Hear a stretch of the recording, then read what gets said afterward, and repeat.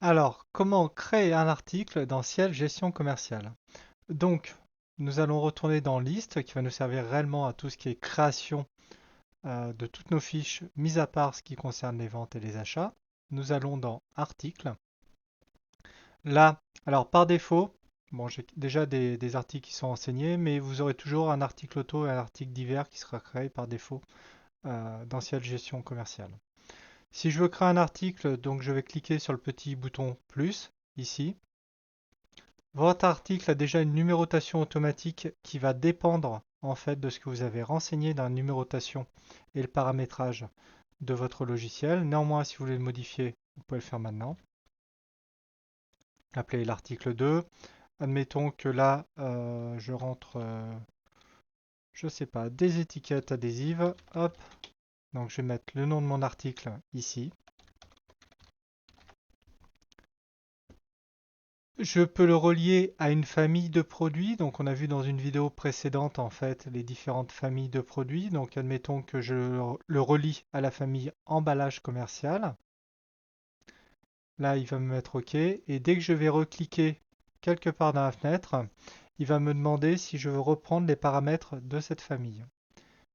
Je vais dire oui, parce qu'en reprenant les paramètres de la famille, en fait, il va reprendre le coefficient de vente que j'ai pu mettre, par exemple, sur cette famille. Là, vous voyez que par défaut, j'ai un coefficient de 7 qui est apparu, parce que si je vais regarder la famille d'articles d'emballage commercial, on voit en fait que j'avais paramétré dans cette famille un coefficient de marge de 7. Coefficient de marge de 7, ça veut dire que si j'achète mon produit, donc en l'occurrence des étiquettes adhésives à 1 euro unité, le coefficient 7 va multiplier cette valeur, donc le prix d'achat de 1 par 7, pour avoir mon prix de vente. Là, c'est qu'en fait, mon prix, il est fixé à l'aide d'un coefficient de marge. Et que ce coefficient, je l'ai mis dans ma fiche de famille d'articles. Si jamais je désirais rentrer les prix à la mano, je vais ici à prix de vente. Donc vous voyez que ça grise le coefficient de marge et le prix de vente TTC. Et admettons que quoi qu'il arrive, je veux le revendre à 15 euros. Donc ça, c'est possible. Si jamais en fait, donc ça c'est un prix de vente hors taxe, si jamais je décide de fixer à la mano le prix de vente TTC, même typologie, j'ai juste cette fenêtre là qui est activable, mettons que je mets à 25 et vous voyez que ça recalcule derrière mon prix de vente hors taxe et mon coefficient. Par défaut, on restera sur le coefficient de marge qui était déterminé par la famille de produits, ici à savoir 7. Sur cette page apparaît aussi en fait les conditions que j'ai mis dans ma famille de produits, ma famille d'articles. Là, ce que j'avais dit dans ma famille d'articles, hop, emballage commercial, tarif, j'avais dit que je voulais un pourcentage de remise par rapport au prix de vente et j'avais dit que pour toute personne qui achetait 100 unités d'un article de la famille emballage commercial, j'aurais une remise de 5% sur le prix de vente pour mes clients tarif 1. Là, on voit qu'on reprend exactement en fait ce qui avait été décidé dans la famille d'articles du fait que je l'ai relié ici. Dans la désignation, hop, je peux corriger les fautes aussi, mais je peux rajouter des indications. Admettons par exemple que mon étiquette, je veux lui mettre une taille. Admettons que ça soit du 50 par 30. Ce libellé-là, dans la désignation, c'est le libellé qui va apparaître en fait sur la ligne produit sur un document tel que le devis, la commande ou la facture. Je peux aussi rajouter une photo. En complément, là c'est tout ce qui est code barre et garantie, donc on n'y touchera pas forcément, mais aussi tout ce qui peut être conditionnement de vente ou d'achat. Du conditionnement à l'unité. Si mon conditionnement n'existe pas, même principe, je fais un clic droit, je crée. Donc par exemple, paquet de 100, d'accord. Tout est possible par rapport à ça. Là, on ne va pas y toucher.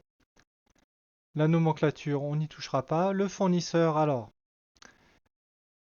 si je veux pouvoir recommander ce produit de manière facile, je vais lui relier un fournisseur. Donc là, en cliquant sur les trois petits points, je peux accéder déjà à mes fournisseurs existants. Si jamais j'avais la nécessité de créer un nouveau fournisseur, vous avez le bouton en bas à gauche. Admettons que là, mon fournisseur soit un marquage express.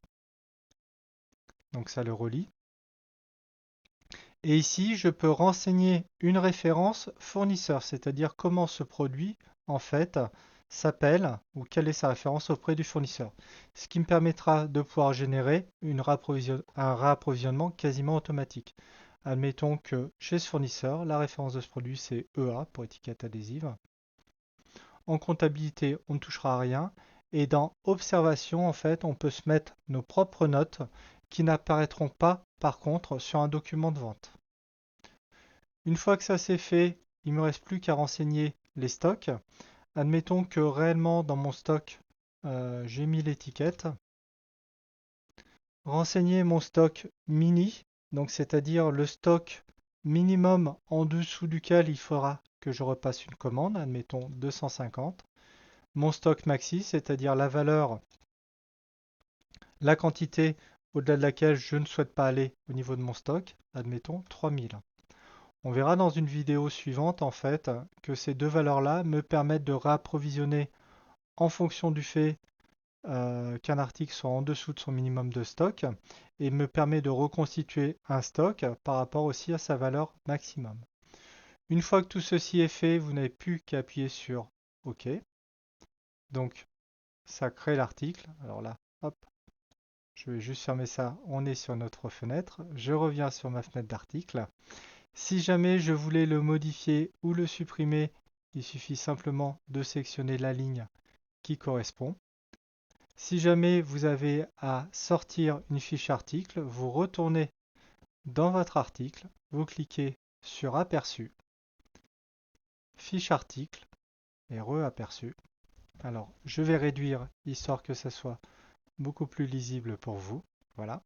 Donc là, vous avez un format PDF qui se crée, qui reprend toutes les informations qu'on a pu rentrer dans la fiche article.